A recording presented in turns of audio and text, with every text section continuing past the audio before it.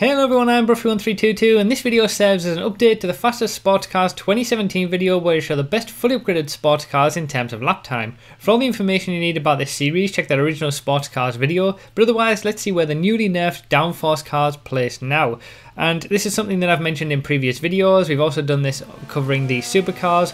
Very recently with the Gunrunning update, downforce as a whole was nerfed, the effectiveness of downforce was reduced, so all cars that were affected by downforce that had downforce values in the handling files are now slower than what they used to be. We've obviously covered it before with the supercars, and if you want to see those you're welcome to have a look at that video, but the one that is affected most by this in the sports class is the Omnis. Drops almost 10 places. It is much slower now because it was the one that had the most downforce of all the sports cars with a downforce value of 2.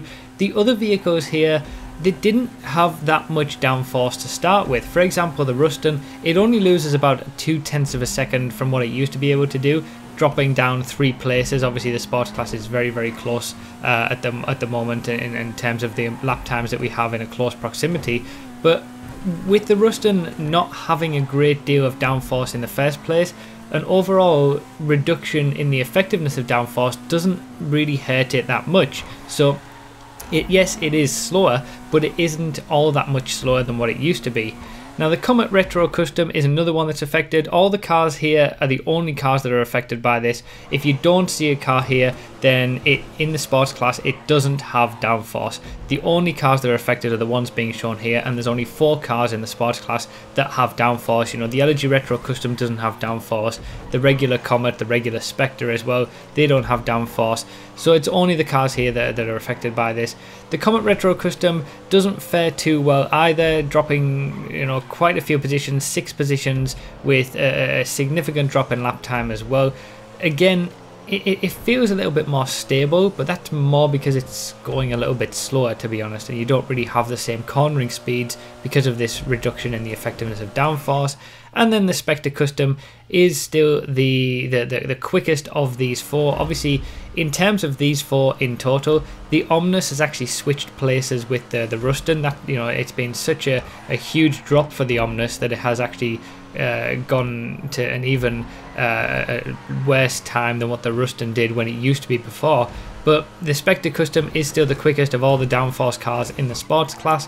The difference that it has in terms of lap time is only, you know, 2 or 3/10 of a second. Again, the Spectre Custom didn't have an awful lot of downforce to start with, and that was the whole reason that the Spectre Custom was slower than the regular Spectre.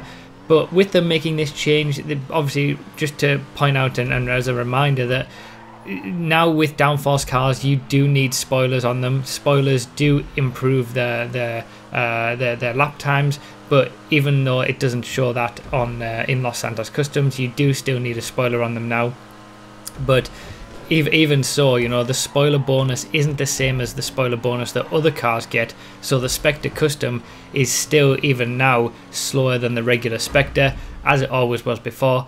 In the comparison here, as you'll see from the 14th place Spectre Custom before the Gunrunning update and now the 16th placed Spectre Custom after the Gunrunning update, there's not an awful lot to choose between them, and like I said, that's because the overall effectiveness of downforce on these sports cars isn't anywhere near as much as what it was for the Cunning Stunts supercars, for example.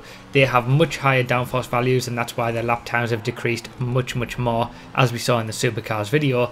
When it comes to the sports class, it's only really the Omnis that is majorly affected by this, and it's such a shame. You know, the Omnis has had 2 nerfs now.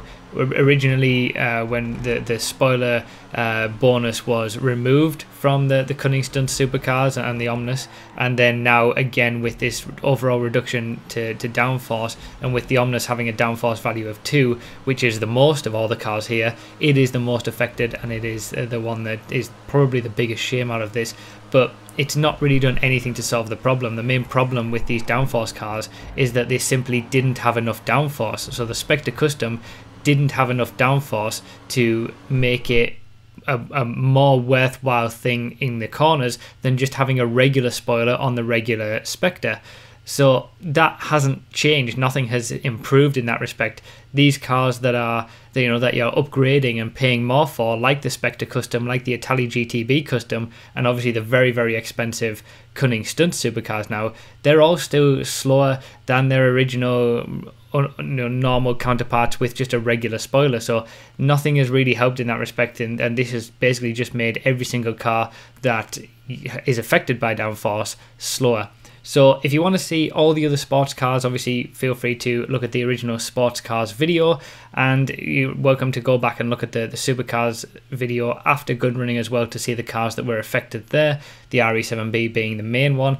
But that's pretty much it for this video. Obviously remember to read the description for more info, comment with your thoughts, like the video if you enjoyed or found it helpful, and subscribe for more. Thank you all so much for watching. I really, really do appreciate it, and I'll see you next time.